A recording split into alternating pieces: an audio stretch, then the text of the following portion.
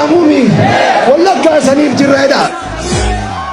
Waan atuun jireenatti fakkeessanii waa malee dhumne hanganda keessa.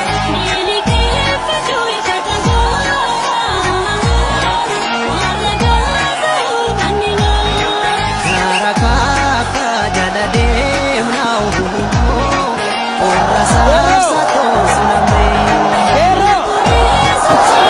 Ijoollee gilliiru. Aduu hin gube ijoollee gilliiru. Jirtu. Jirtu. Adeema keenye jarri. Jirtu. Akkam ooltan. Nagaa jirtu. Biyyi nagaa. Saanam nagaa. Alaamani nagaa. Ollaan nagaa. Booroon nagaa. Nagaami. Nagaami.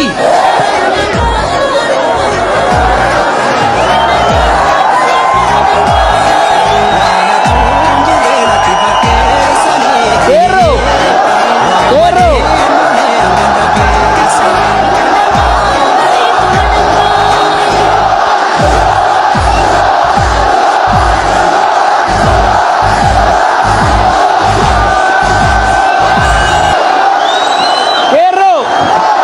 Kero.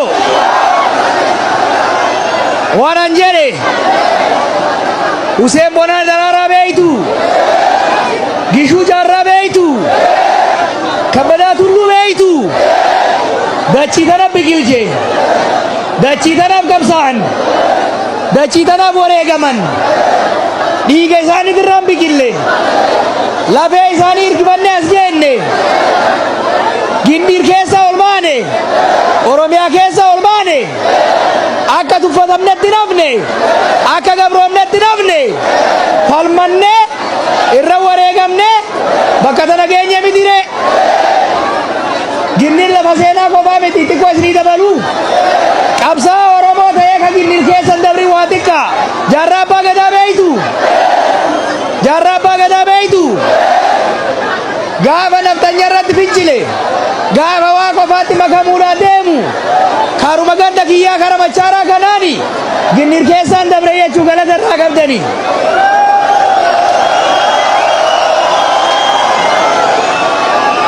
Hunda dura ummata Gindiiriin ummata aanaa kanaatiin galata qabsoo Oromootiif gootaniif shoora isin qabsoo Oromoo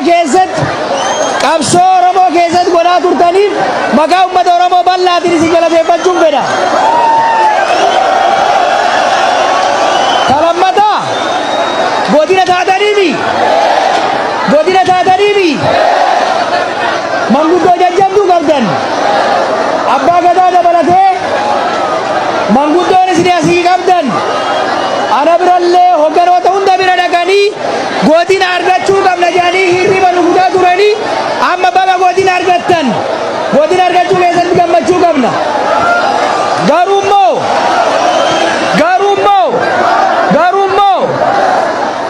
godina kanatti yoo mootummaa isinii ta'u hin filatin yoo bulchaa isinii ta'u hin filatin yoo hojii raawwachiiftuu isinii ta'u hin filatin maqaa godinaatiin saamamuu teettu. Kanaaf filannoo itti aanu irratti godina argattan kanarratti abbaa akkatti tolchisanii isin gaafadhaa jechuudha. Qeerroo warra Gindiir yeroon karaa kana dhufu soofumar godheetiin dhufe. Soofumar lafa seenaa lafa uumamaan rabbi nuu kenna lafa hayyoonni keessa turan lafa yuuneeskootti galmaa'e achi inni jiru nama gaddisiisa. Oromiyaan akka mootummaa hin qabne Baalee akka abbaa hin qabne akka namni bulchaa hin jirre akka dagatameen arge jechuu. Kanaafuu mootummaa itti aanu jaaruudhaan hambaawwan seenaa Baalee keessa jiran Oromiyaa keessa jiran kunuunsuudhaan ummanni addunyaa dhufe akka daawwatu ummanni keenya dhalataan lafaa dhufu akka daawwatu gochuun hojii hojjetamuu qabu keessaa isa tokko jechuudha. Qeerroo Gindiir obboleeyyan keessan Jarmanii jiruumi nagaa itti naadhaa minaan jaan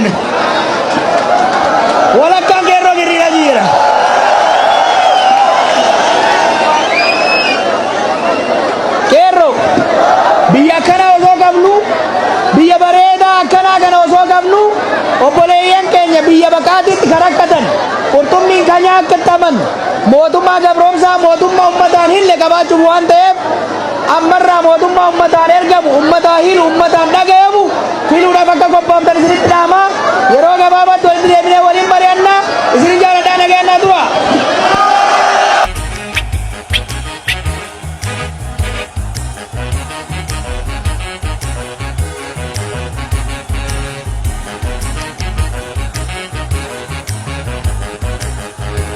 Gudar jijjiise guraa mallattoo daandii cufee meekaraanii gargar facaane magaalee guraa mallattoo obsisuun koo hin garaanii.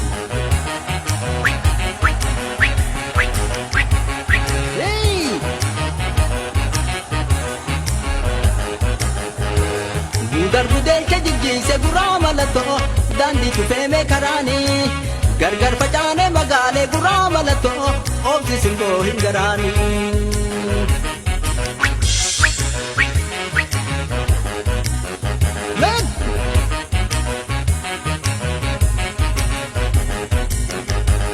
Obsi homaayuu miti inaariitiya obsi homaayuu miti inaariitiya natti hinaari roroo na baate biyya natti hinaari roroo na baate biyya.